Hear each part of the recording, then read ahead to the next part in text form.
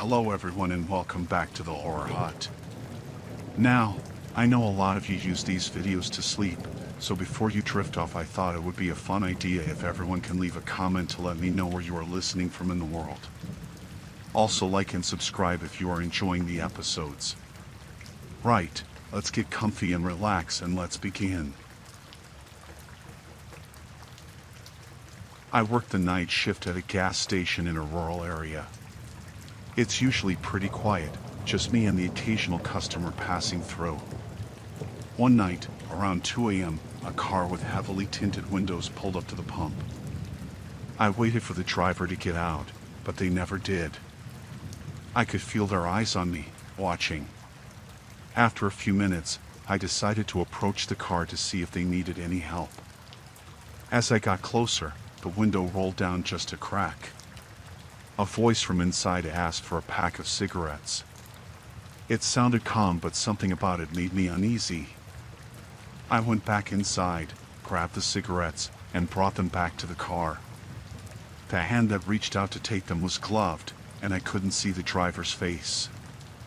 I asked if they needed anything else, but the driver just said, "No," and rolled up the window. I went back inside, trying to shake off the strange feeling that had settled over me. For a while, nothing happened. The car just sat there, engine idling. I kept glancing out the window, wondering why they weren't leaving.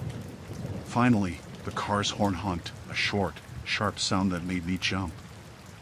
I stepped outside again and approached the car. The window rolled down just a bit more this time. The driver asked if I could check the tire pressure. I felt a bit more comfortable doing that, so I agreed. As I walked around the car, I could feel the driver's eyes on me.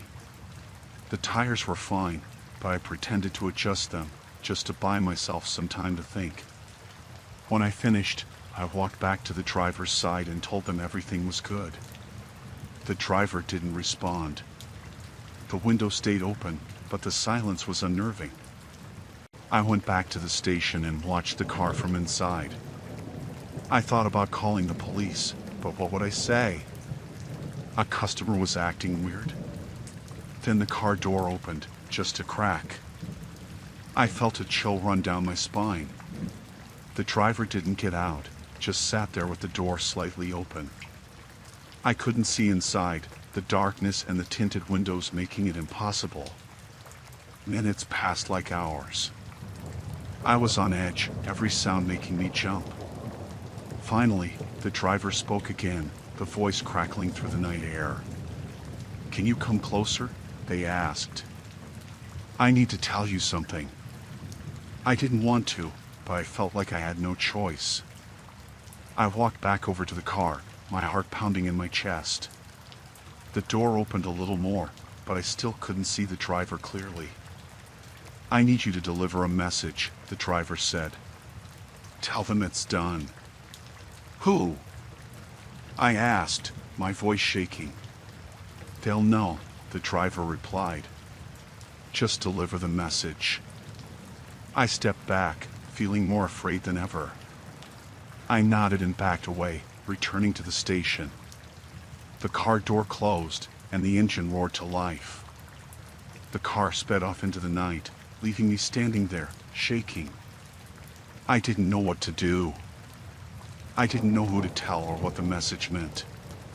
For the rest of my shift, I kept expecting the car to come back, or for someone else to show up looking for me. When morning finally came, I went home, but I couldn't shake the feeling of dread.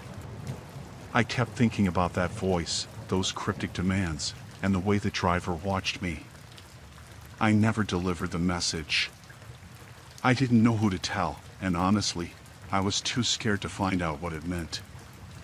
I quit my job at the gas station a few days later, but I still think about that night. I still wonder who that driver was, what they wanted, and what they meant by "it's done." I hope I never find out.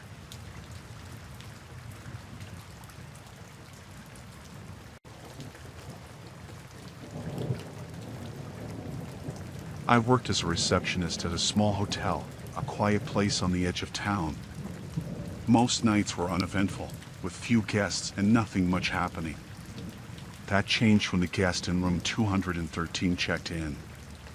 The man seemed ordinary enough, checked in late at night, didn't say much. He paid for a week up front, then took his key and went to his room. I didn't think much of it at first.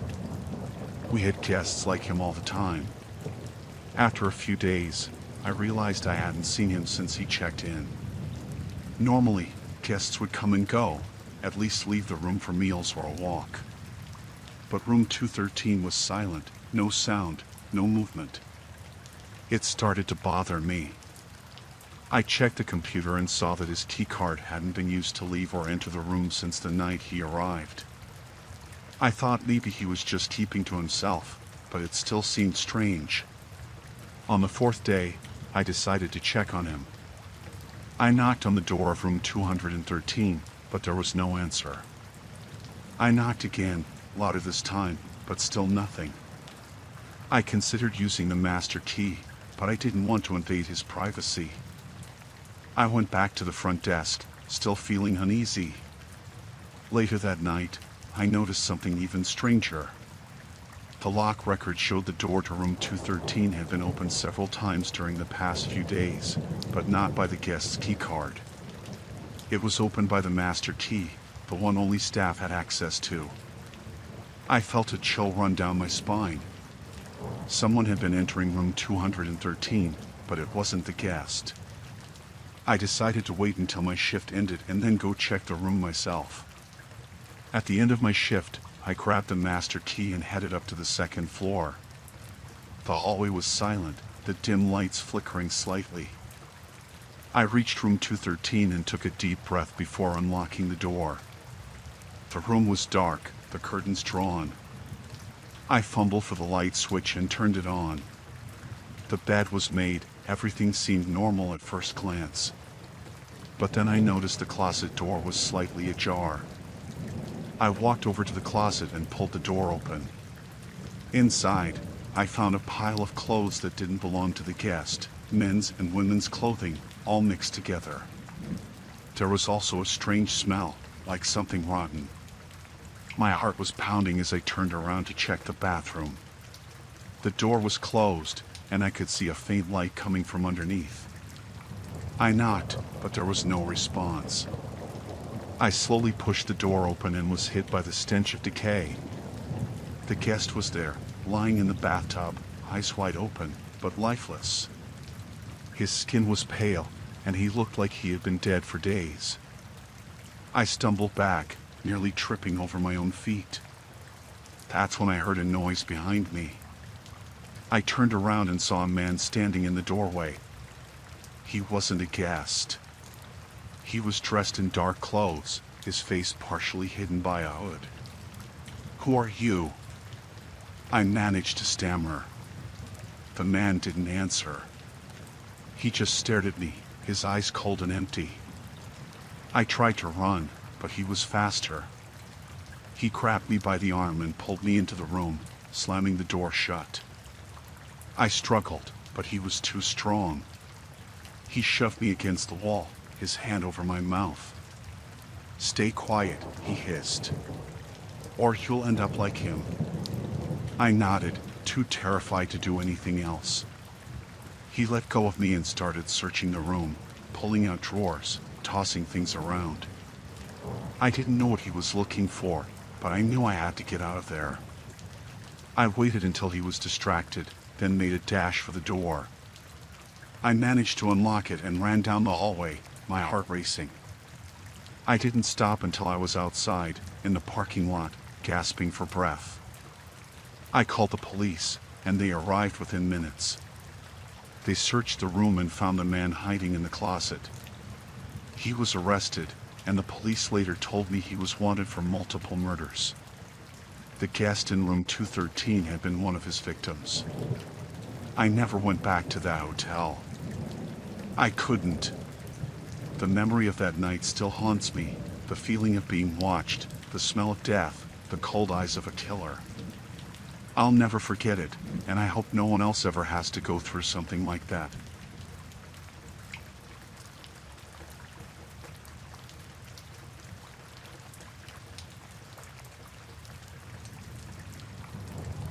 I've been driving a taxi for about 10 years, mostly night shifts. It's quieter at night, fewer people, but you also get some strange ones. I thought I'd seen it all until that night. It was around 2 a.m., a quiet Tuesday. I was parked near the downtown area, waiting for a fare. A well-dressed man flagged me down. He was in a suit, looked like a businessman. He got in and gave me an address. It was a remote location outside the city, but nothing too unusual. We drove in silence for a while. He didn't seem like he wanted to chat, so I kept my eyes on the road.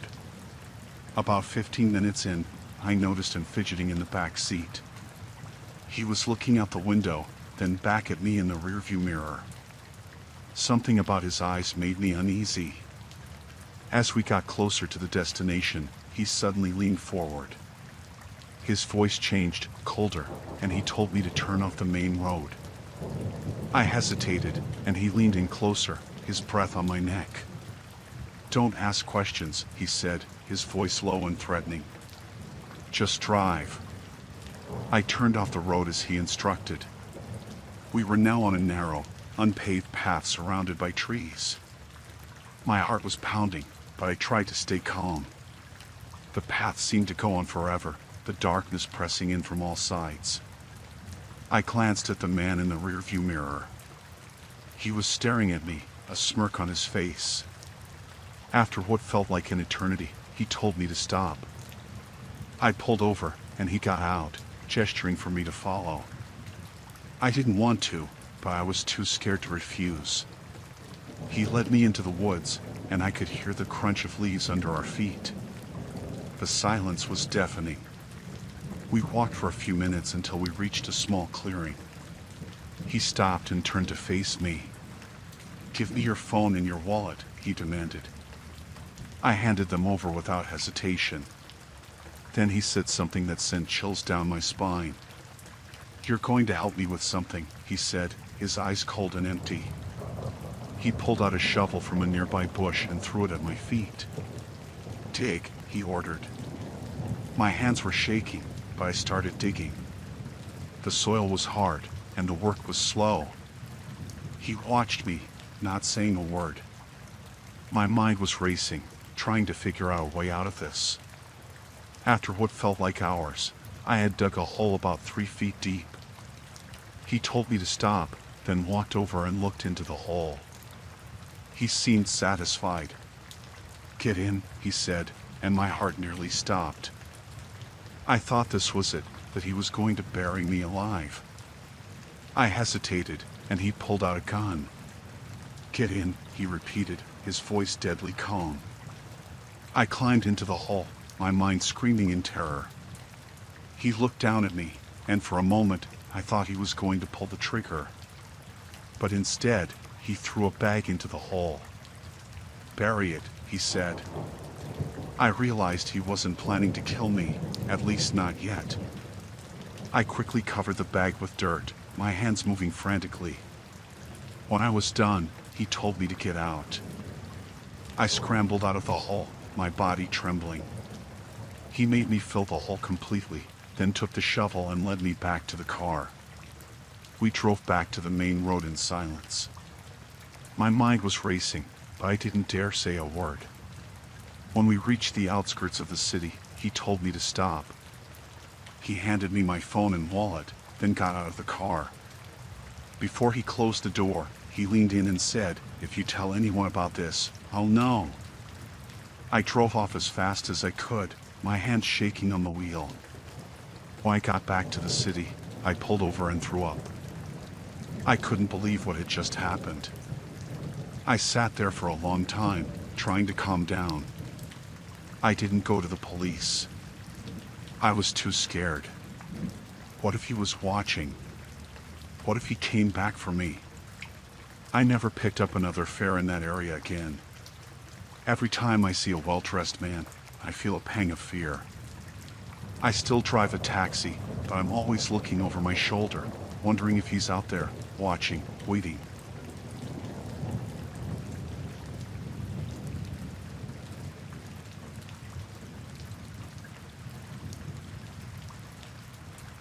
Working the night shift at the manufacturing plant was always quiet. The machines hummed steadily, and the fluorescent lights buzzed softly. I liked the calmness of it, the routine. My name is Laura, and I had been working there for 5 years. It was a job that didn't change much, and I appreciated that. One night, things felt different. I noticed Jim, one of my coworkers, acting strangely. Jim was a bit older, usually kept to himself, but he always did his job without any issues. That night, he seemed distracted, nervous even. He kept glancing around, like he was waiting for something. During our scheduled break, I saw Jim head toward the maintenance area instead of the break room. It struck me as odd because Jim never missed his breaks. I decided to follow him, keeping a good distance so he wouldn't notice me. I watched as he slipped into the maintenance room, looking around before closing the door behind him. My curiosity got the better of me, so I quietly walked over and peeked through the small window in the door. What I saw made my heart race. Jim was tampering with the main control panel. He had a set of tools laid out and was making adjustments to the machinery. I didn't know much about the technical side of things, but it was clear he was doing something he shouldn't be. The look on his face was intense, focused, but there was a hint of panic too. I stepped back from the door, unsure of what to do. I knew I had to tell someone, but the night shift supervisor, Mike, was out on a delivery run. The only other person I could turn to was Karen, but she was working on the other side of the plant. I decided to confront Jim myself, hoping it was all a misunderstanding. Taking a deep breath, I opened the door and walked in. "Jim, what are you doing?" I asked, trying to keep my voice steady. He jumped, nearly dropping his tools. "Laura, you shouldn't be here," he said, his voice shaking. "Neither should you," I replied. "What's going on?" He stared at me for a moment, then sighed. "I didn't want anyone to find out," he said. "But you have to understand, I'm not trying to hurt anyone. I'm just trying to make a point." "A point? By messing with the machinery?" I couldn't believe what I was hearing. "Management isn't listening to us," he said. "We've been reporting safety issues for months, but they don't care. I thought if I could create a small incident, they'd finally take us seriously." My mind was racing. I understood his frustration, but this wasn't the way to handle it. "Jim, this is dangerous. You could hurt a lot of people." He looked desperate. "I know, but I'm not planning anything big. Just enough to get their attention. I needed to defuse the situation. Let's just talk to Mike when he gets back. Maybe there's another way." Jim shook his head. "It's too late, Laura. I've already made the changes." My heart sank. "What did you do?" "I adjusted the pressure settings on the main line. It'll cause a minor leak, nothing catastrophic, but enough to force them to shut down production and fix the problem." I didn't know what to say. I had to stop this. "Jim, you need to undo whatever you did. Now, before it's too late." He hesitated, then nodded. Okay. I'll fix it. Just keep an eye out for anyone coming." I watched as he hurriedly worked to reverse the changes he'd made. My hands were shaking, and I kept glancing at the door, expecting someone to walk in at any moment. After what felt like forever, Jim finally stepped back from the panel, wiping sweat from his forehead. "It's done," he said. "Everything's back to normal." I let out a breath I didn't realize I was holding. "We need to report this," I said. "You can't just walk away from this." Jim nodded, defeated. "I know. I'll face the consequences." We both headed back to the main floor. I kept an eye on Jim to make sure he didn't try anything else. When Mike returned, we told him everything. He was shocked, but he handled it professionally, immediately shutting down the plant and calling in the higher-ups. Jim was suspended and faced disciplinary action. It was a tense few days as the investigation unfolded. In the end, Jim's actions did bring attention to the safety concerns, but not in the way he had hoped. The management started taking our reports more seriously, implementing new safety protocols.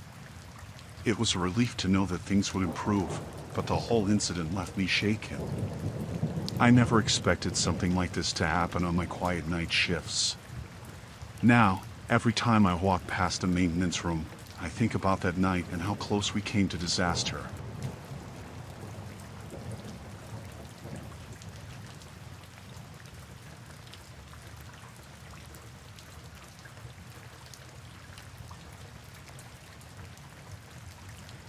I had been working the graveyard shift at the diner for about 6 months.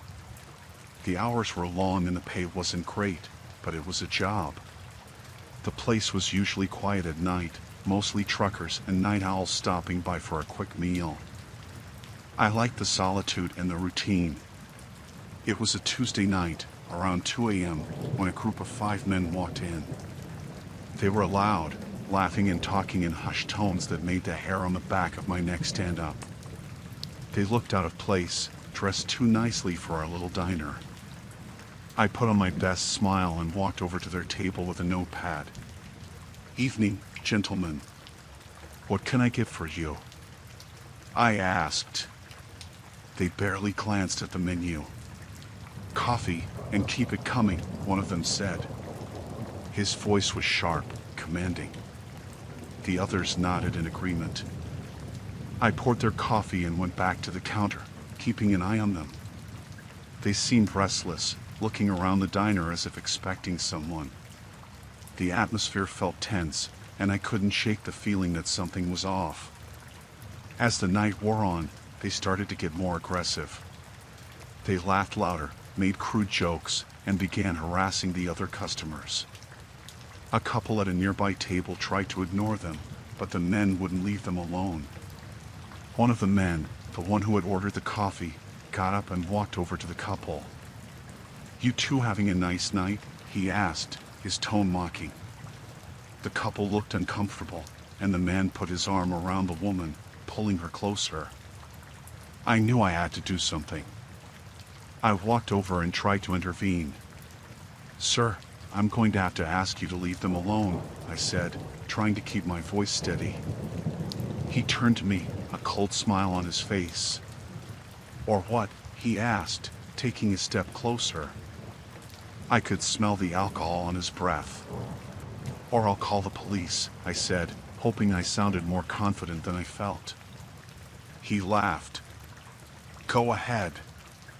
I'd love to see them try and do something about it." The other men at the table laughed too, egging him on. I backed away, my heart pounding. I went to the counter and picked up the phone, dialing 911. As the phone rang, I saw one of the men stand up and walk towards me. I turned away, hoping the police would answer quickly. 911, what's your emergency?" the operator said. I spoke quickly, trying to keep my voice low. "I'm at the diner on Route 5. There's a group of men here harassing customers. I need help." The man was getting closer. I turned to face him, holding the phone tightly. "Put the phone down," he said, his voice cold. I did as he said, my hands shaking. The operator was still on the line, but I couldn't speak. The man leaned over the counter, his face inches from mine. "You're making a big mistake," he said. I nodded, trying to keep my composure. He stared at me for a moment, then turned and walked back to his table. I picked up the phone again, whispering to the operator, "Please hurry." The men continued their harassment, and I tried to keep the other customers calm. The couple eventually left, clearly frightened. It was just me and the group of men now. One of them got up and walked over to the jukebox, putting on some loud, thumping music. They started to dance, their movements erratic and wild. I stood behind the counter, watching them and praying the police would arrive soon. Finally, after what felt like an eternity, I saw the flashing lights of a police car outside. The men didn't seem to notice. I ran to the door and waved the officers in. They walked in, and the mood in the diner shifted instantly. The men stopped dancing and turned to face the officers. "Is there a problem here?" one of the officers asked. The man who had threatened me earlier stepped forward. "No problem, officer. We're just having a good time." The officer looked at me, and I nodded slightly, letting him know that wasn't true. "I'm going to have to ask you to leave," the officer said. The men grumbled but didn't argue. They slowly made their way out of the diner, throwing dirty looks over their shoulders. As soon as they were gone, I felt a wave of relief wash over me. The officers stayed for a while, making sure everything was okay. I thanked them profusely, my hands still shaking. They told me to call if anything like that ever happened again, and left. I sat down at the counter, trying to calm my nerves. The diner was quiet again, but the tension lingered in the air. I stayed on edge for the rest of my shift, jumping at every little noise. The night dragged on, and I couldn't wait for the morning to come. When my replacement finally arrived, I was exhausted but relieved. I told her what had happened, and she gave me a sympathetic look. "You did the right thing," she said. "I'm glad you're okay." I nodded, still feeling uneasy. As I drove home, I couldn't stop thinking about the men and how quickly things had escalated. I hoped I'd never have to deal with something like that again. The quiet of the night shift was no longer comforting. It was a reminder of how quickly things could go wrong. When I got home, I collapsed into bed, too tired to even eat. I lay there in the dark, replaying the events of the night in my mind. I knew I'd never forget the look in that man's eyes or the way my heart had pounded in my chest. The graveyard shift would never feel the same again.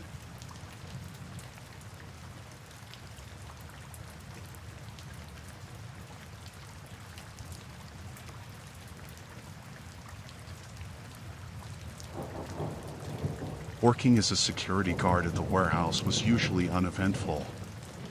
My shifts were long and mostly quiet, but I liked the solitude. It was a huge place, filled with rows of crates and boxes stacked high. I'd walk the aisles, making sure everything was secure. Most nights, nothing happened. One night, I was patrolling the north section, which was supposed to be empty. It was a new part of the warehouse that wasn't in use yet. I walked down the long, dimly lit aisle, my flashlight cutting through the darkness. The silence was comforting, a break from the usual hum of machinery. As I reached the far end, I heard a faint noise. It was like a soft thud, followed by muffled voices. I stopped, holding my breath, listening. The noises were coming from behind a stack of crates. My first thought was that it might be some animals that got in, but the voices were unmistakably human. I felt a chill run down my spine. This area was supposed to be empty. No one was allowed back here. I radioed in, but the static on the other end told me I was out of range. I decided to check it out myself before raising the alarm. I crept closer, trying to be as quiet as possible. As I rounded the corner, I saw a faint light spilling out from behind a stack of crates. I moved slowly, my heart pounding in my chest. When I peeked around the crates, I saw them. There were 5 men, all armed.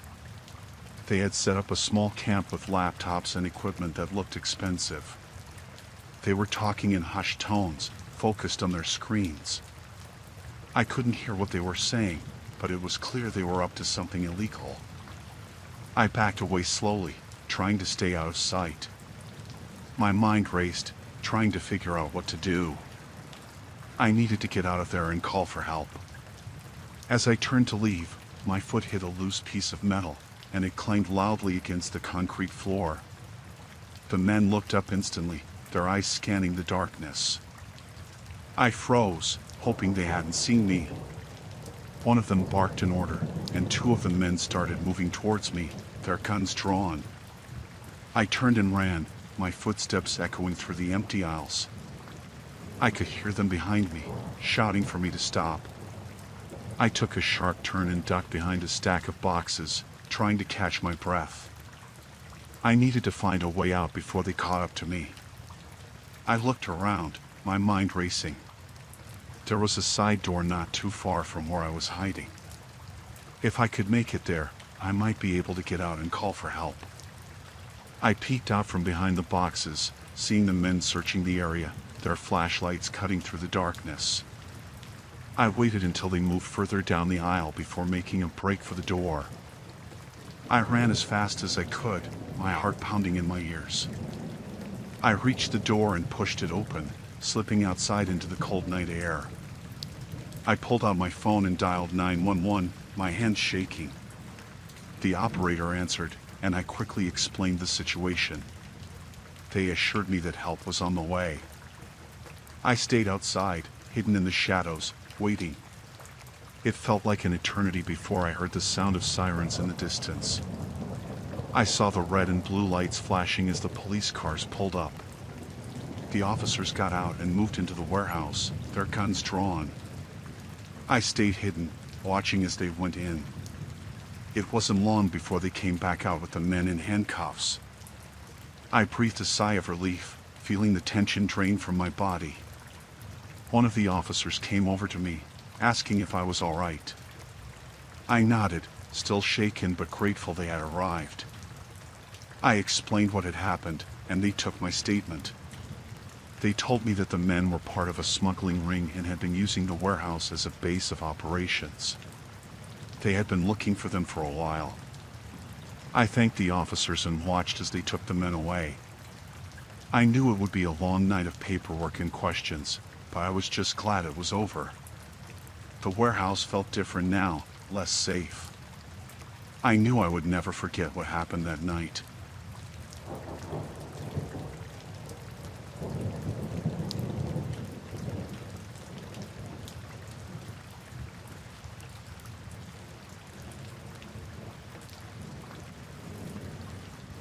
Working the late-night shift at the radio station had always been a bit eerie, but I loved the solitude. My name's Rick, and I've been a DJ for the past 5 years.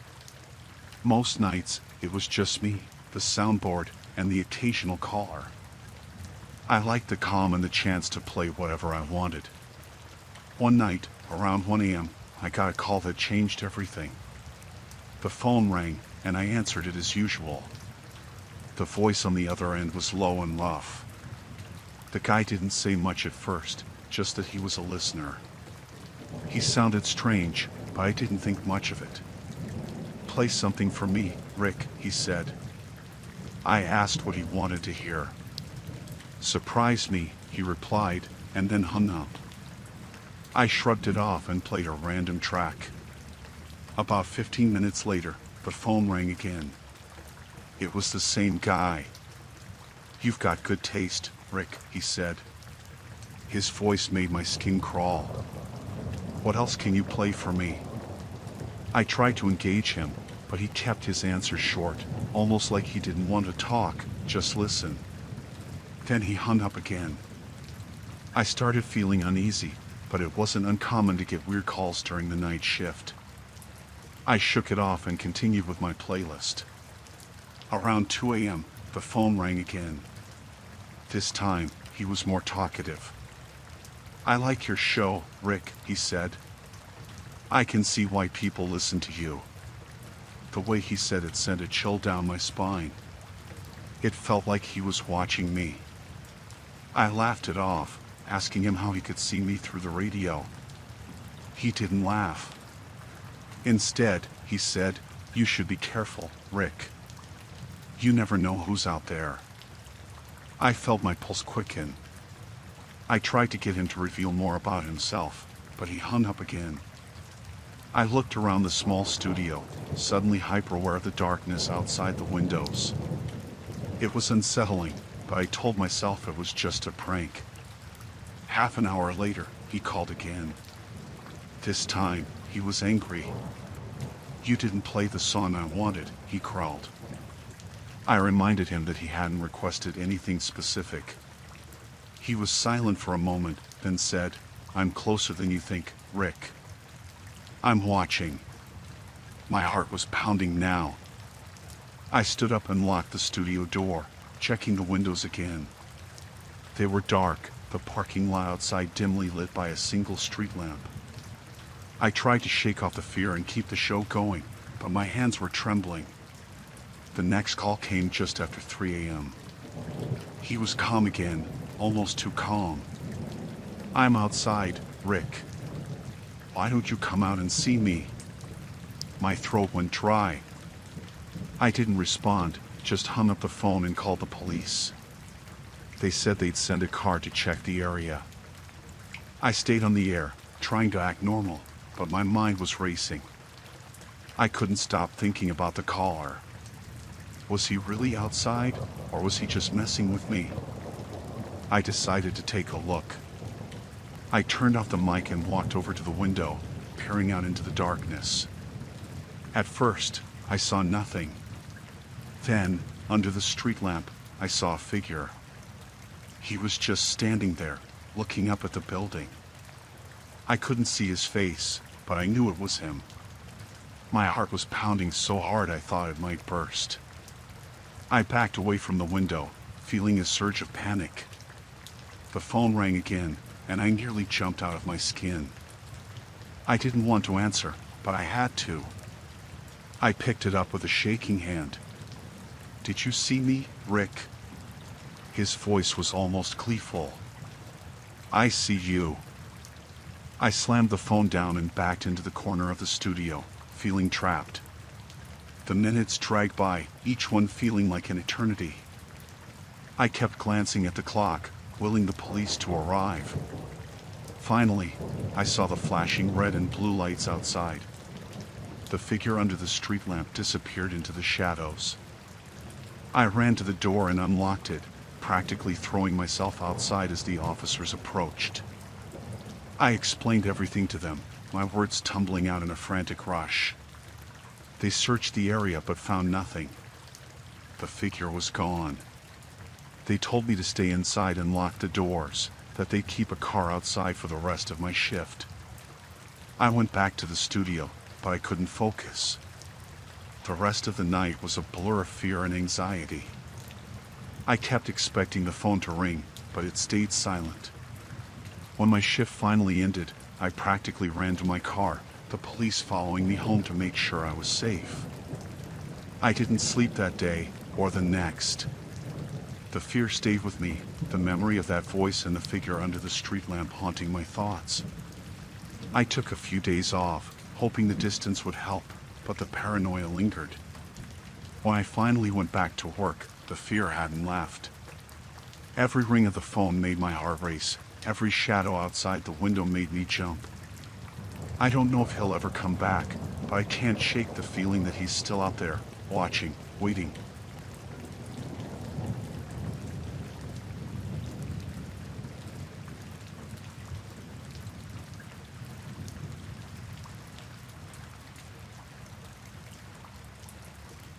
I worked the night shift at the hospital as an intern.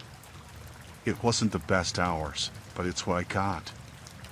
The ER was usually hectic, but that one week was particularly busy. People coming in, people going out. Amidst all the chaos, one patient caught my eye. He was an older man, mid-50s, with graying hair and a tired look. He was admitted for a minor injury and was supposed to be discharged a few days ago. On my second night, I saw him in the hallway again. I thought maybe his discharge got delayed, but I didn't think much of it. The next night, I saw him again, but this time he was in a different room, wearing a different hospital gown. He looked at me and quickly turned away. It struck me as odd, but I was too busy to dwell on it. By the fourth night, I was sure something was off. I saw him in the cafeteria, then later in the waiting area, each time in different clothes. He avoided eye contact and seemed nervous. I decided to check his chart to see why he was still around. But when I looked up his name, it said he had been discharged 3 days ago. My stomach churned with unease. I went to talk to one of the nurses, but she shrugged it off, saying sometimes patients linger for a bit before they leave, especially if they don't have anywhere to go. But this felt different. He wasn't just hanging around, he was hiding in plain sight. The next night, I decided to keep an eye on him. Around midnight, I saw him slipping into an empty room. I followed, keeping my distance. He didn't notice me. Inside the room, he rummaged through the drawers and then moved to the closet, pulling out a set of scrubs. My heart pounded as I watched him change into the scrubs and slip out of the room. I knew I needed to tell someone, but I wasn't sure who would believe me. I decided to talk to Dr. Miller, one of the senior doctors who was always around during the night shift. I found him in his office and told him everything. He looked at me skeptically but agreed to check it out. We walked back to the hallway where I had last seen the man. He was gone. We searched the nearby rooms but found nothing. Dr. Miller gave me a stern look and told me to focus on my work, implying that maybe I was just tired and seeing things. I couldn't let it go. The next night, I brought my own camera to work, a small one that I could easily hide. Around midnight, I saw him again, this time heading towards the surgical wing. I followed quietly, my heart racing. He stopped at a storage room and slipped inside. I waited a moment before creeping up and peeking through the small window. He was inside, changing clothes again. This time, he was putting on a janitor's uniform. I took a few pictures and then hurried back to the ER, my mind racing. I needed proof, and now I had it. I went back to Dr. Miller and showed him the pictures. His eyes widened, and he finally believed me. We called security and showed them the pictures. They started a search, and within an hour, they found the man hiding in one of the supply closets. He had a bag with various IDs and hospital badges. It turned out he was a former patient with a history of mental illness. He had been sneaking around, posing as different people to avoid detection. He wasn't dangerous, just scared and confused. The police took him away, and I finally felt a sense of relief. The hospital tightened security after that, making sure something like this wouldn't happen again. I went back to my usual routine, but the memory of that week stayed with me. I still think about him sometimes, wondering what drove him to do what he did. The hospital can be a place of healing, but it can also be a place of shadows and secrets. Working the night shift, you see things that others don't. And sometimes, those things are more terrifying than you can imagine.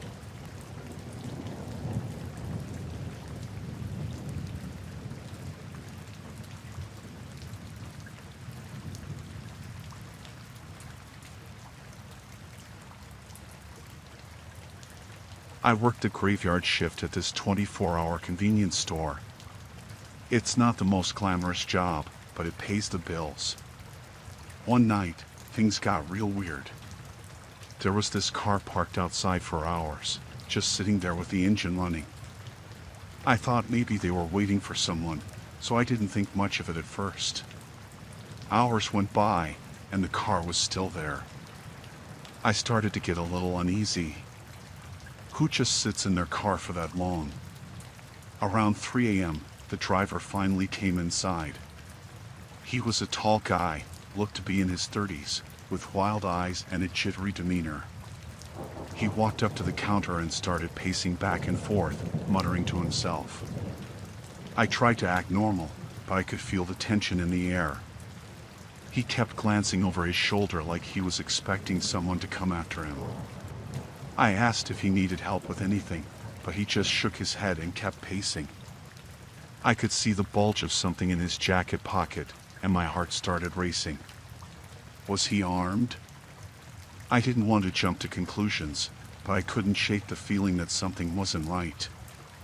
He finally stopped pacing and stared at me with those wild eyes. "You ever feel like you're being watched?" he asked, his voice low and intense. I didn't know what to say. I just nodded, trying to play it cool. He started rambling about how he was being followed, how he needed to lay low for a while. I tried to calm him down, but he was on edge, like he was ready to bolt at any moment. I didn't want to escalate the situation, so I just listened, hoping he would leave soon. But he didn't leave. He stayed for what felt like hours, pacing and muttering to himself. I kept an eye on him, ready to hit the panic button under the counter if things got out of hand. Eventually, he seemed to calm down a bit and wandered off to the back of the store. I took the opportunity to grab my phone and discreetly call the police. I explained the situation to them, and they said they would send someone over as soon as they could. I felt a little better knowing help was on the way, but I was still on edge. I kept watching the guy out of the corner of my eye as he wandered around the store, picking up random items and putting them back down. He seemed restless, like he couldn't sit still for more than a few seconds. Suddenly, he froze, his eyes widening in fear. He turned to me, his face pale. "They found me," he whispered, his voice trembling. "I have to get out of here." Before I could react, he bolted for the door and disappeared into the night. I stood there, stunned, not sure what to do. I wanted to follow him, make sure he was okay, but I knew it was too dangerous. I waited anxiously for the police to arrive, hoping they would catch up with him and make sure he was safe. When they finally got there, I told them everything that had happened. They searched the area but didn't find any sign of the guy. They said they would keep an eye out for him and let me know if they found anything. I spent the rest of the night on edge, jumping at every little sound. I couldn't shake the feeling that something bad was going to happen. But when the sun finally came up and my shift ended, I was relieved to make it out of there in one piece. I don't know what happened to that guy, but I hope he's okay. Working the graveyard shift, you see all kinds of strange things, but that night was something else entirely. It's a reminder that you never know what might happen when you're working alone in the middle of the night.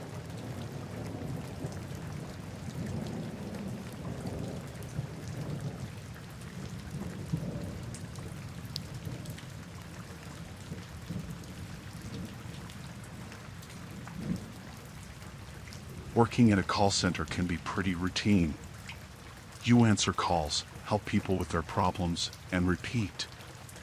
But one night, things took a terrifying turn. It was around 3 a.m., and I was getting ready to wrap up my shift when I got a call from an unknown number. I answered, and immediately, I could hear the fear in the woman's voice on the other end. She was crying, begging for help, saying she was being held captive. My heart started pounding as she described her situation, saying she didn't know where she was and that she needed someone to rescue her. I tried to keep calm and reassure her that help was on the way. But then, the call cut off abruptly, leaving me with nothing but silence on the line.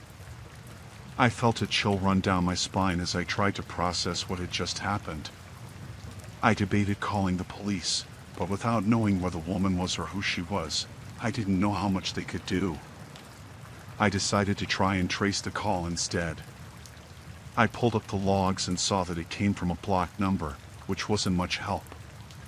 But then, another call came in from the same number. I answered quickly, hoping to get more information. This time, the woman sounded even more frantic, saying she could hear footsteps outside her door and that she didn't have much time. I begged her to stay on the line, to keep talking to me so I could try and figure out where she was. But before I could get any more information, the call cut off again. I felt a sense of helplessness wash over me as I realized I might be her only hope. I called my supervisor and explained the situation, hoping they would know what to do. They told me to keep trying to trace the calls and to keep them updated on any new information. I felt a little better knowing I had someone else to help me through this. For the next hour, I answered call after call, each one more distressing than the last. The woman sounded terrified, and I could hear the desperation in her voice as she pleaded for help. But no matter how hard I tried, I couldn't trace the calls back to a specific location. Just when I was starting to lose hope, I got another call from the same number. This time, the woman sounded calmer, almost resigned. She told me that she didn't think she was going to make it out alive and that she wanted me to know she was grateful for my help. I tried to keep her talking, to get any information I could, but before I could say anything else, the call cut off for the final time. I sat there in stunned silence, feeling a wave of sadness wash over me. I had failed her.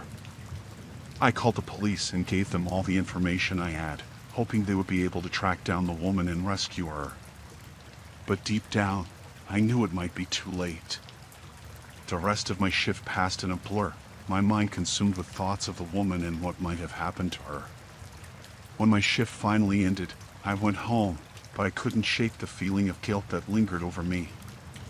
The next day, I saw a news report about a woman who had been rescued from a basement where she had been held captive for weeks. My heart sank as I realized it was the same woman from the calls. I felt a mix of relief and sadness knowing she was safe now, but I couldn't help but wonder if things could have been different if I had been able to help her sooner. Working at a call center, you never know what kind of calls you'll get or what kind of horrors you might uncover. But one thing's for sure, I'll never forget the sound of that woman's voice, pleading for help in the darkness.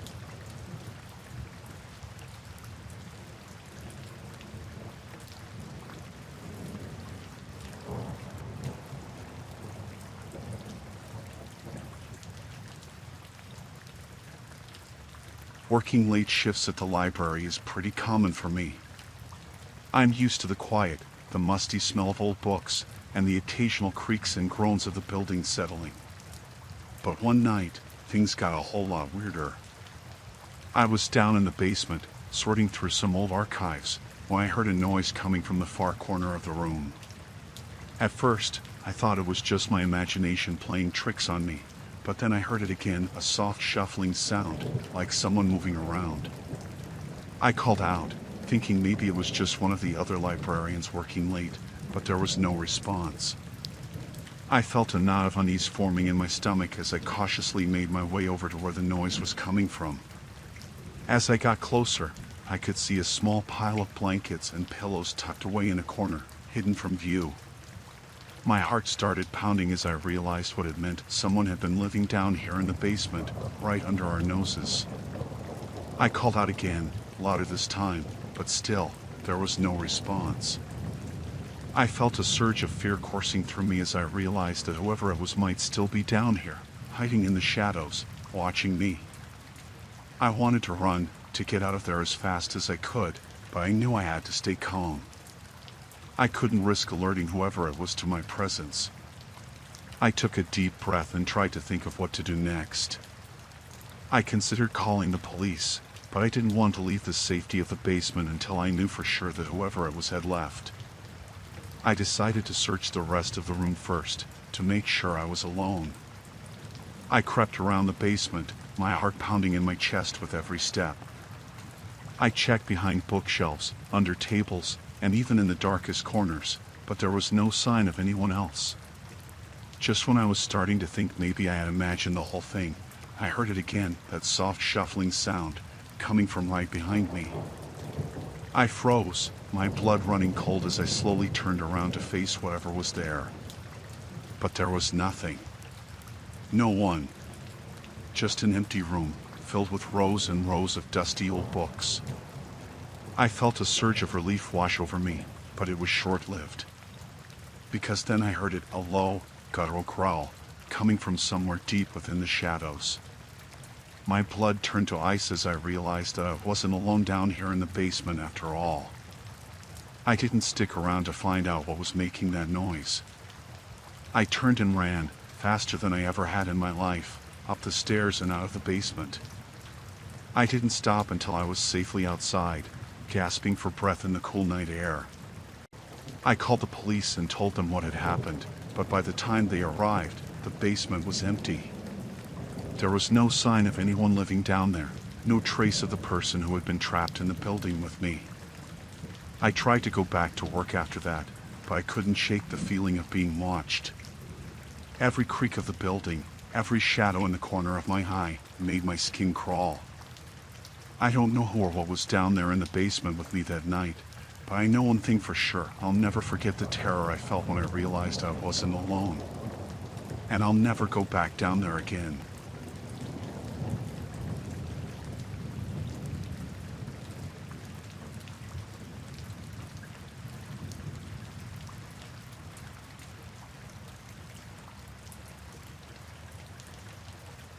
Working in the IT department of a skyscraper can be pretty routine.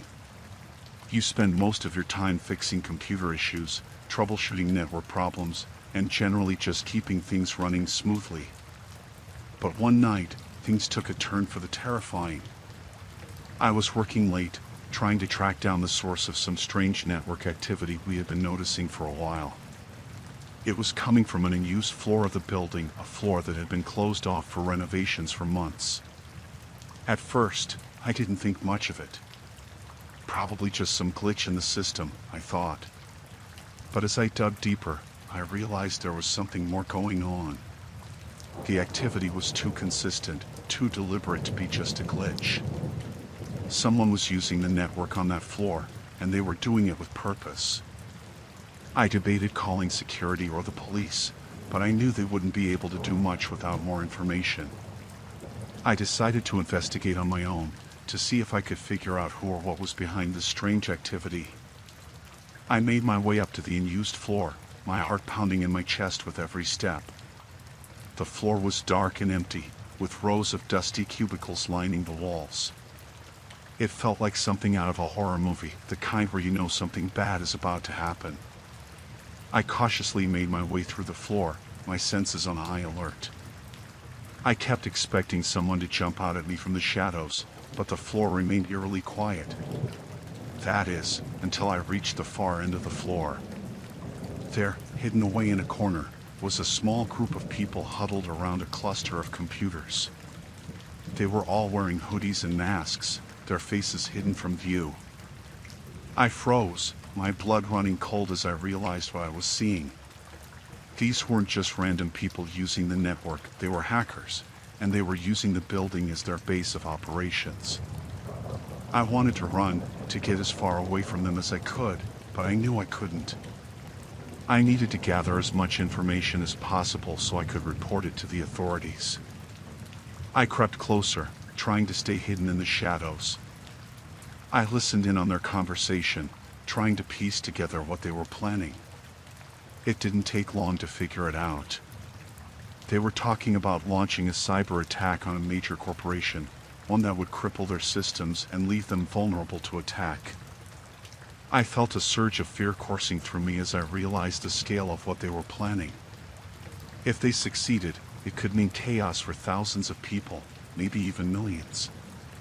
I knew I had to do something, but I also knew I couldn't take them on by myself. I needed backup, someone who could help me stop them before it was too late. I quietly made my way back to the IT department, my mind racing with thoughts of what to do next. I called the police and explained the situation, telling them everything I had seen and heard. They arrived quickly, and together we made our way back up to the unused floor. But when we got there, the hackers were gone, leaving behind nothing but empty computers and discarded masks.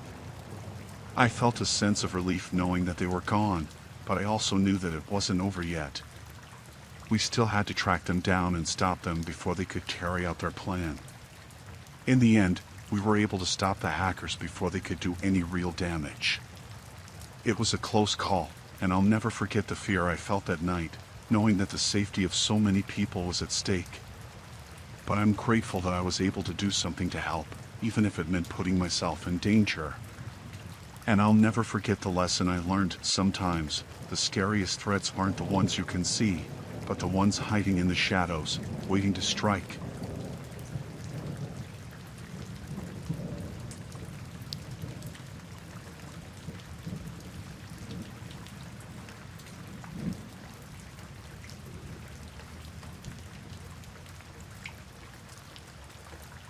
Working the night shift at the pharmacy was usually pretty quiet.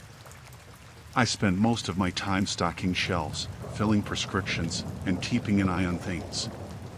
But lately, things had been getting a little weird. I had been noticing that certain medications were going missing, painkillers, sleeping pills, stuff like that. At first, I thought maybe I had miscounted or misplaced them, but it kept happening, night after night. I started to get suspicious, wondering if someone was stealing the meds. But I couldn't figure out how they were doing it. The pharmacy was locked up tight at night, and there were security cameras everywhere. One night, I decided to stay late and try to catch whoever was behind it.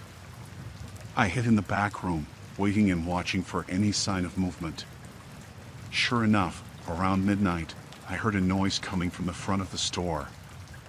I crept out of the back room, my heart pounding in my chest as I approached the front counter.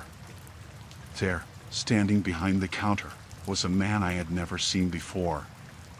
He was rummaging through the shelves, grabbing bottles of pills and stuffing them into his pockets. I felt a surge of anger coursing through me as I realized what was happening. This guy was the one stealing the medications, and he had been doing it right under my nose the whole time. I knew I should have called the police right then and there, but something stopped me. Maybe it was the adrenaline pumping through my veins, or maybe it was just sheer stupidity, but I decided to confront him instead. I stepped out from behind the counter, my hands trembling with fear and anger. "Hey!" I shouted, my voice echoing through the empty store. "What do you think you're doing?" The man spun around, his eyes widening in surprise as he saw me standing there. For a moment, we just stared at each other, neither of us sure what to do next. Then, without warning, he lunged at me, his fists flying. I barely had time to react, ducking out of the way just in time to avoid his blows. We grappled with each other, stumbling around the store in a frantic dance of violence. I could feel the adrenaline coursing through my veins, dulling the pain of each blow as we fought. But I knew I couldn't keep it up forever. The man was bigger and stronger than me, and it was only a matter of time before he overpowered me. I needed to end this, and fast. With a surge of determination, I managed to land a solid punch to his jaw, sending him sprawling to the ground. I didn't stick around to see if he was okay. I grabbed my phone and called the police, telling them everything that had happened. They arrived quickly, and together we were able to apprehend the man and take him into custody. It turned out he had been stealing the medications to sell on the black market, a desperate attempt to make some quick cash. In the end, I was hailed as a hero for stopping him. But as I lay in bed that night, my body bruised and sore from the fight, I couldn't shake the feeling of fear that lingered in the back of my mind. I had come face to face with danger that night, and I had survived. But I knew that not everyone was so lucky, and that the world could be a much scarier place than I had ever imagined.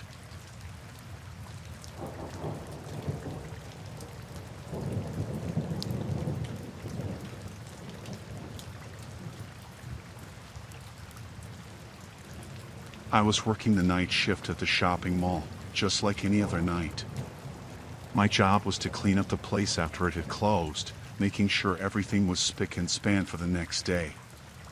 But that night was different. As I made my rounds through the mall, I couldn't shake the feeling that something was off. It was quiet, too quiet, and there was a strange tension in the air. I brushed it off as my imagination playing tricks on me and continued with my work. But then, out of the corner of my eye, I saw something move. I froze, my heart pounding in my chest as I strained to see what it was. There, in the darkness of one of the stores, I saw shadowy figures moving about. My blood ran cold as I realized what was happening. There were people in the mall, and they weren't supposed to be there. I knew I should call the police, but I couldn't tear my eyes away from the scene unfolding before me. The figures were moving with purpose, their movements quick and deliberate. It didn't take long for me to realize what was going on. These people were burglars, and they were planning a heist. I knew I had to do something, but fear held me rooted to the spot. I watched helplessly as they moved from store to store, gathering up merchandise and stuffing it into bags. But then, just as they were about to leave, one of them spotted me. I felt a surge of panic as our eyes met, knowing that I had been caught. Without thinking, I turned and ran, the sound of my footsteps echoing through the empty mall. I could hear them behind me, their footsteps pounding on the tile floor as they gave chase. I ducked into a nearby store, hoping to hide from them until the police arrived. But they were hot on my heels, and before I knew it, they had caught up to me. I tried to fight them off, but there were too many of them, and they quickly overpowered me. I felt a sharp blow to the head, and everything went black. When I came to, I was lying on the floor of the mall, my head throbbing with pain. I could hear sirens in the distance, getting closer and closer with each passing moment. I knew I had to get up and get out of there before the burglars returned. With a groan, I forced myself to my feet and stumbled towards the exit. As I stepped out into the cool night air, I saw the flashing lights of police cars pulling up outside the mall. Relief flooded through me as I realized that help had finally arrived. I collapsed to the ground, exhausted and shaken by my ordeal. But I was alive, and that was all that mattered. The police quickly apprehended the burglars, and the stolen merchandise was returned to its rightful owners. As for me, I was hailed as a hero for helping to stop the heist. But as I lay in my bed that night, my body bruised and sore from the encounter, I couldn't shake the feeling of fear that lingered in the back of my mind. I had come face to face with danger that night, and it was a terrifying experience that I would never forget.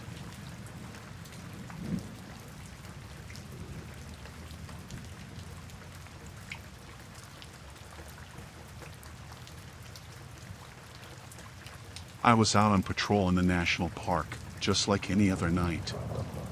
My job as a park ranger was to ensure the safety of the park and its wildlife, but that night, I stumbled upon something that made my blood run cold. As I made my way through the dense forest, I heard the sound of voices up ahead. At first, I thought it might be campers who had stayed out too late, but as I got closer, I realized that something wasn't right. There, in a clearing up ahead, I saw a group of men huddled around a fire. They were armed and dangerous, and it was clear that they weren't there to enjoy the beauty of nature. My heart pounded in my chest as I realized what was happening. These men were poachers, and they were hunting the animals in the park for profit. I knew I had to do something, but I also knew that confronting them could be dangerous. These men were armed, and I was just one person. But I couldn't just stand by and do nothing while they destroyed the park and killed innocent animals. I had to act, and I had to act fast. I crouched down behind a bush, trying to come up with a plan. I knew I couldn't take them on by myself, but I also knew that I had to do something to stop them.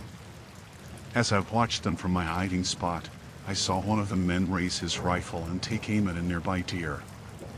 My heart sank as I realized that they were about to kill one of the park's majestic creatures.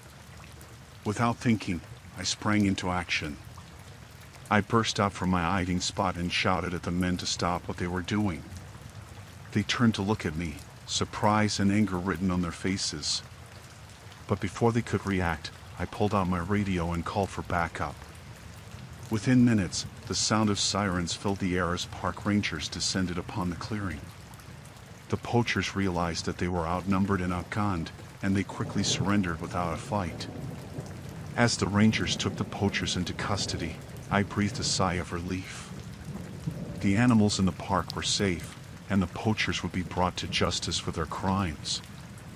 But as I made my way back to the ranger station, I couldn't shake the feeling of unease that lingered in the back of my mind.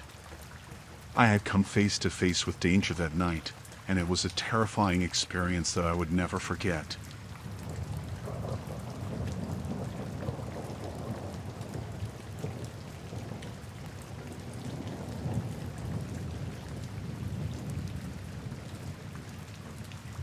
It was just another routine night at the airport.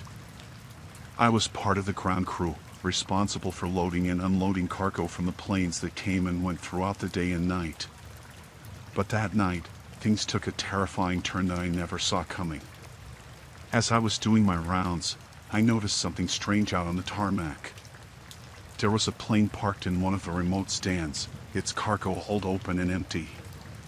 But what caught my attention was the figure lurking around the plane, fiddling with something inside. At first, I thought it might be one of my colleagues, but as I got closer, I realized that it was someone else entirely.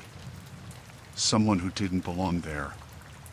I approached cautiously, trying not to make any noise as I crept closer to get a better look. What I saw made my blood run cold. There were several men inside the cargo hold, loading boxes onto the plane. But these weren't just any boxes, they were filled with contraband, illegal goods that were being smuggled in and out of the country. I knew I had to do something, but I also knew that confronting these men could be dangerous. They were armed and clearly not afraid to use force to get what they wanted. But I couldn't just stand by and do nothing while they broke the law right under my nose. I had to act, and I had to act fast. I took a deep breath and stepped out from my hiding spot, confronting the men and demanding to know what they were doing. At first, they were taken aback, surprised to see me there. But their surprise quickly turned to anger as they realized that I had caught them in the act. They tried to intimidate me, threatening me with violence if I didn't leave them alone. But I stood my ground, refusing to back down. That's when things took a turn for the worse. One of the men lunged at me, grabbing me by the collar and pinning me against the side of the plane. I struggled against him, trying to break free, but he was too strong. I could feel the panic rising inside me as I realized that I was completely at their mercy. But just when it seemed like all hope was lost, I heard the sound of footsteps approaching from behind. It was the airport security team, responding to my distress call. The smugglers released me and tried to make a run for it, but they were quickly apprehended by the security team. As they were led away in handcuffs, I breathed a sigh of relief, grateful to be alive.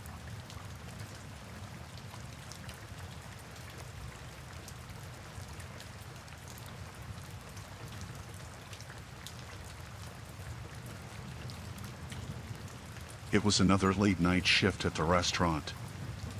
I was tasked with cleaning up the mess left behind by the diners and the staff. The place was usually quiet at this time of night, with only the hum of the kitchen appliances and the occasional clatter of dishes to keep me company. But that night was different. As I was wiping down the tables in the dining area, I heard a faint noise coming from the kitchen. At first, I brushed it off as the sound of the dishwasher or the refrigerator kicking in. But then I heard it again, a low, muffled sound that sent a shiver down my spine. I hesitated for a moment, unsure of whether I should investigate or ignore it and carry on with my work. But curiosity got the better of me, and I made my way towards the kitchen to see what was going on. As I stepped inside, I was greeted by darkness, the only light coming from the glow of the overhead lamps. I called out, asking if anyone was there, but there was no response. I took a few cautious steps forward, my heart pounding in my chest as I strained my ears to listen for any sign of movement. That's when I saw him, a figure lurking in the shadows near the back of the kitchen. It took me a moment to recognize him, but when I did, my blood ran cold. It was a former employee, someone who had been fired months ago for stealing from the restaurant. He had always been a bit unstable, but I never thought he would do something like this. I tried to reason with him, telling him to leave before things got out of hand. But he just laughed, a cold, menacing sound that sent a chill down my spine. He started to advance towards me, his eyes glinting with malice as he brandished a knife in his hand. I knew I had to get out of there, but I was frozen in place, my legs refusing to move. I backed away slowly, trying to keep him in my line of sight as I searched for a way to escape. But he was relentless, closing in on me with each step until I was backed up against the wall, with nowhere left to run. I could feel the panic rising inside me as I stared into his eyes, the glint of madness reflecting back at me. I knew I was in serious trouble, and I had to think fast if I wanted to survive. Desperate, I reached out and grabbed the nearest object, a heavy cast iron skillet, and swung it at him with all my strength. It connected with his head with a sickening thud, and he stumbled backwards, dropping the knife as he fell to the ground. I didn't waste any time. I turned and ran as fast as I could, out of the kitchen and towards the front door of the restaurant. I didn't stop until I was safely outside, the cool night air washing over me as I gasped for breath. I called the police as soon as I could, reporting what had happened and giving them a description of the intruder. They arrived on the scene quickly, and I watched from a safe distance as they apprehended him and took him into custody. It was a terrifying ordeal, one that I wouldn't wish on anyone. But I was lucky. I made it out alive, and that's all that mattered.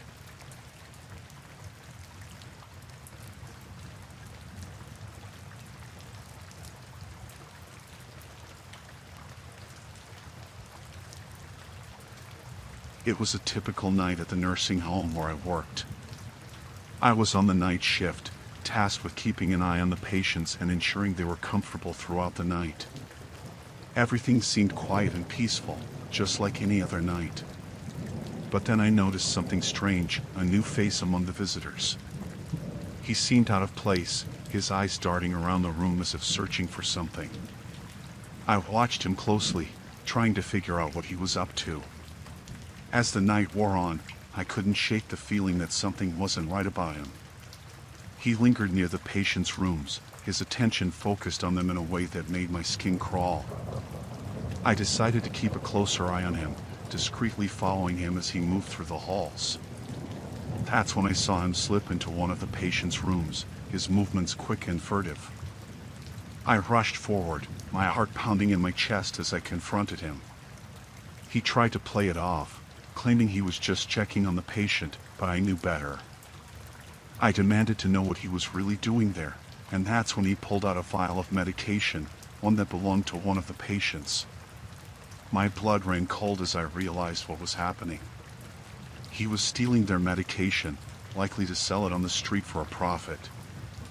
I couldn't believe someone would stoop so low, preying on the vulnerable residents of the nursing home. I tried to stop him, but he was too quick. He shoved me aside and bolted for the door, disappearing into the night before I could catch him. I knew I had to do something. I couldn't let him get away with what he had done. I called the police and reported the theft, giving them a description of the man and what had happened. They arrived quickly, and I led them through the nursing home, pointing out the rooms he had been in and the medications he had stolen. We searched the building from top to bottom, but there was no sign of him. I felt a sinking feeling in the pit of my stomach as I realized he had gotten away. But I refused to give up hope. I knew we would catch him eventually, and when we did, he would face the consequences for his actions. In the meantime, I made sure to keep a closer eye on the patients and their medications, determined to prevent anything like this from happening again.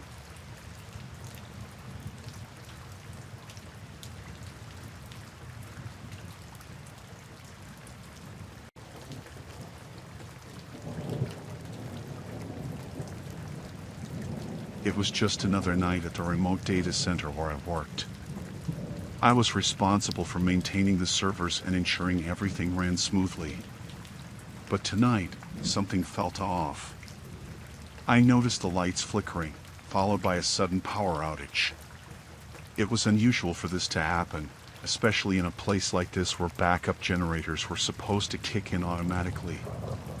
I grabbed my flashlight and headed towards the power room to investigate. As I made my way through the darkened corridors, my heart began to race with unease. When I reached the power room, I found the door ajar. That's when I knew something was seriously wrong. I pushed the door open and stepped inside, shining my flashlight around the room. To my horror, I saw a group of intruders huddled around the main power switch, trying to disable it. They were dressed in dark clothing, their faces obscured by masks. I knew I had to act fast. I couldn't let them steal sensitive information from the servers or cause any further damage to the data center. I crept forward, trying to remain as quiet as possible. But one of the intruders must have heard me, because he turned around suddenly, his eyes wide with surprise. I froze, my heart pounding in my chest as we locked eyes. For a moment, neither of us moved, paralyzed by the sudden realization that we were not alone in the room. But then, without warning, the intruder lunged towards me, his hands reaching out to grab me. I stumbled backwards, narrowly avoiding his grasp. I knew I had to get out of there and alert the authorities before it was too late. I turned and ran, my footsteps echoing loudly in the empty corridors. I could hear the intruders shouting behind me as I made my way towards the exit. I prayed that I would make it out of there alive, that I would be able to get help before they caught up to me.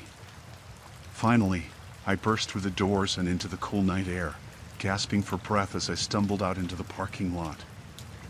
I fumbled for my phone, dialing 911 as quickly as my shaking hands would allow. I told the operator what had happened, trying to remain as calm as possible despite the terror that still gripped me. I gave them the location of the data center and begged them to send help as soon as possible. As I waited for the police to arrive, I couldn't shake the feeling of dread that washed over me. I knew those intruders were still inside, still trying to steal whatever they could get their hands on. But I refused to let fear consume me. I had done everything I could to stop them, and now it was up to the authorities to apprehend them and bring them to justice. When the police finally arrived, I led them back to the data center, where they found the intruders still inside, attempting to access the servers. With the help of the police, we were able to apprehend them and put an end to their criminal activities once and for all. It was a relief to know that they would no longer pose a threat to the data center or its sensitive information.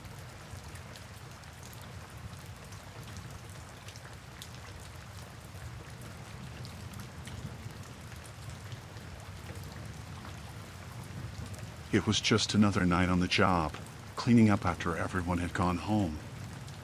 I've been working as a janitor at this office building for years, and I thought I had seen it all. But lately, things have been getting weird. I started noticing that the same few offices on the upper floors were always unlocked when I came in for my shift. It struck me as odd because they were supposed to be empty after hours. At first, I didn't think much of it. Maybe some forgetful employee had left their office unlocked by mistake. But as the nights went on, I couldn't shake the feeling that something wasn't right. One night, I decided to investigate. I made my way up to the floor where the unlocked offices were located, my curiosity getting the better of me. As I walked down the dimly lit hallway, I noticed that one of the doors was slightly ajar. My heart began to race as I approached, my hand trembling as I pushed the door open. To my horror, I found someone inside, huddled in the corner of the office. It was a man, his eyes wide with fear as he stared back at me. I didn't know what to do. I was frozen in place, my mind racing with a million thoughts. Who was this man? How long had he been living here? And most importantly, why was he hiding out in an empty office? I could see the fear in his eyes, and it broke my heart. I knew I had to help him, but I also knew that I couldn't do it alone. I quickly made my way back to the security office and called the police. I explained the situation to them, and they assured me that they would send someone over right away. As I waited for the police to arrive, I couldn't shake the feeling of unease that washed over me. What if the man was dangerous? What if he had hurt someone? But I pushed those thoughts aside and focused on the task at hand. I had to stay calm and keep the man safe until help arrived. When the police finally arrived, they took the man into custody and questioned him about why he was living in the office. It turns out he had fallen on hard times and had nowhere else to go. I felt a wave of sympathy for him as I listened to his story. No one should have to resort to living in an empty office just to survive. But despite everything, I was relieved that the situation had been resolved peacefully. The man was taken to a shelter, where he would receive the help and support he needed to get back on his feet. As for me, I couldn't shake the feeling of unease that lingered long after the man had been taken away. It was a stark reminder of the dangers that lurked in the darkness, even in a seemingly safe place like an office building. But I refused to let fear consume me. I had faced my fears head-on and come out the other side stronger for it. And as I finished my shift and headed home for the night, I knew that I would never look at the office building the same way again.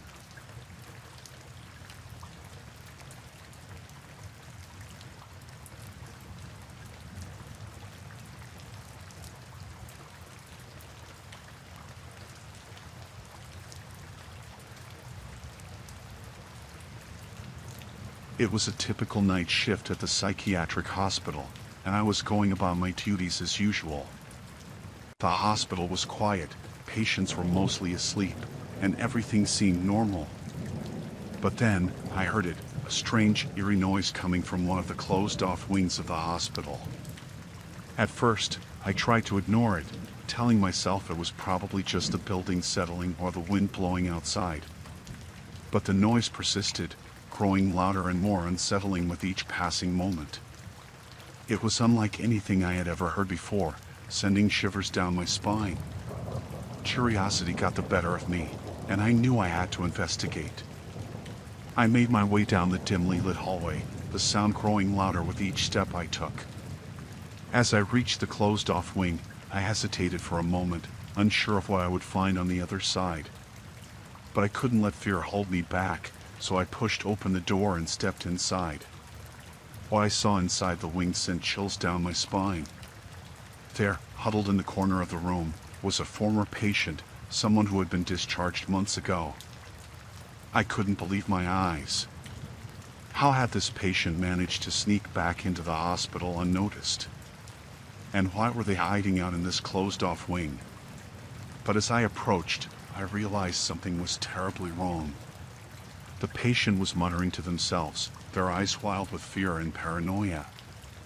They were dangerously delusional, lost in a world of their own making.